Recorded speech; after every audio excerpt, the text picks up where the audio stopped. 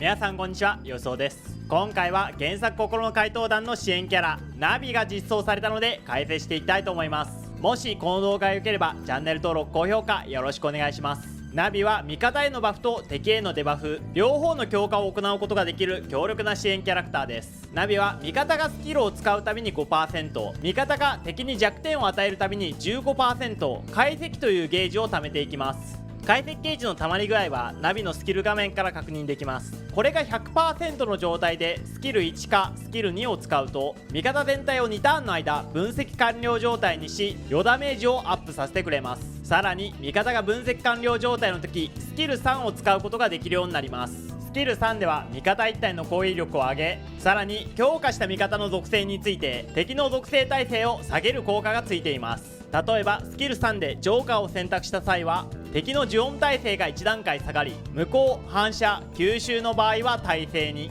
耐性の場合は普通に、普通の場合は弱点になります。 P5X では耐性の場合は受けるダメージ半減、弱点の場合は受けるダメージが 1.2 倍になるので敵の耐性を変更してしまうこのスキルは凄まじいスキルですね。スキル1では2ターンの間敵全体の防御力をダウンさせます。味方が弱点をついた場合はダウン量が2倍になるという効果もついています。スキル2は敵1体の被ダメージをアップ、またスキル2のデバフを受けている敵を攻撃した際双葉のゲージである解析が追加で 15% 溜まります。双葉の使い方ですが、敵が多い場合はスキル1とスキル3、敵が1体しかいない場合はスキル2とスキル3を交互に使っていくといいですね。スキル1かスキル2を使うとき解析ゲージが常に 100% になっているのが理想です。基本的に敵を攻撃するキャラクターが2人以上いるパーティーであればこの条件は達成しやすいと思います。現状 P5X のパーティーは多くのパーティーがそういった構成になっているので双葉は非常に汎用性が高いナビキャラだと思います。双葉のスキル一覧はこんな感じです。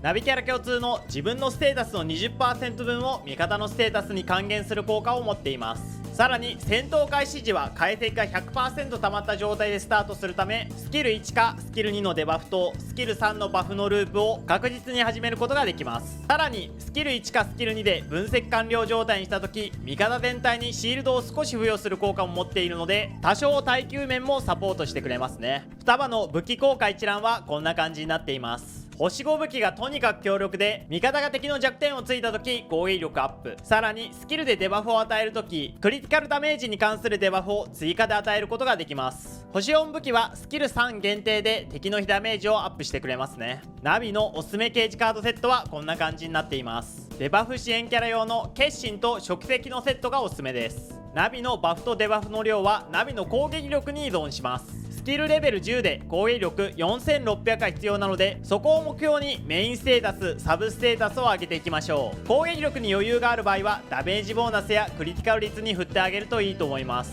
ナビの凸効果一覧はこんな感じになっています。1つ目で味方全体のクリティカル率を 12% アップ、3つ目は敵の弱点をつくとき攻撃力が追加で 25% アップし、さらに味方が倒れるダメージを受けたとき一度だけ HP を1残して耐える効果を持っています。原作のファイナルガードのような効果ですね。5つでは味方がハイライトを使うたびにバックドアというバフを獲得してスキル1とスキル2を強化、6つ目ではなんとスキル3の強化が味方全体になり敵の属性耐性ダウン効果も味方全員の属性分だけ発動します。分析完了状態も3ターン継続するようになってバフの量もアップするので凄まじい効果をしていますね。どの凸も大変優秀だと思います。それではナビの強み弱みを紹介していきましょう。ナビの強みは多彩なバフデバフにあります。P5X は基本的に1種類のバフを大量にかけるのではなく異なる種類のバフをかけていった方が火力が上がります。ナビは1人で敵へのデバフ、味方全体の余ダメージアップと攻撃力アップ、さらに敵に弱点まで付与できるため火力への貢献値が非常に高いです。また敵の属性を強制的に弱点状態にできることも大変強力ですね。双葉しか持っていないオンリーワンの能力でこれから活躍する機会も多いと思います。双葉の弱みですがまず SP 回復能力が一切ありません。なので SP が枯渇してしまうような長期戦は苦手です。また解析が 100% まで溜まりきらないと双葉の力を発揮することができません。双葉の解析は味方が弱点をついたり攻撃することによって溜まっていくのでアタッカーが1人しかいないようなパーティーや攻撃できないターンが存在しているギミックボスなどには向いていません。ですが大抵のバトルでは解析が 100% 溜まりますし支援キャラクターの中でもトップの火力支援性能だと思います。敵をダウンさせワンモア総攻撃を狙えるような場合はウィンドの方が優秀ですが、それ以外多くのボス戦などのコンテンツでナビは大活躍してくれると思います。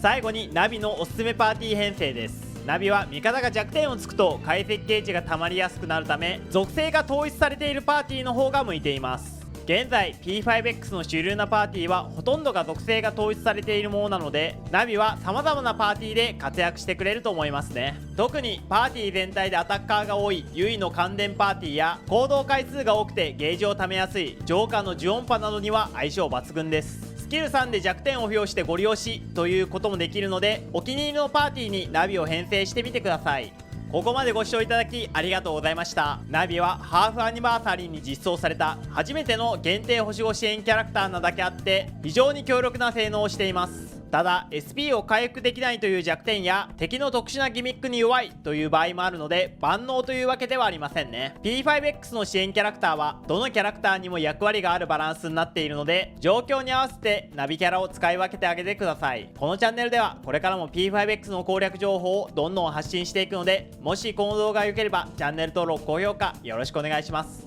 それではまた次回の動画配信でお会いしましょう。さようなら。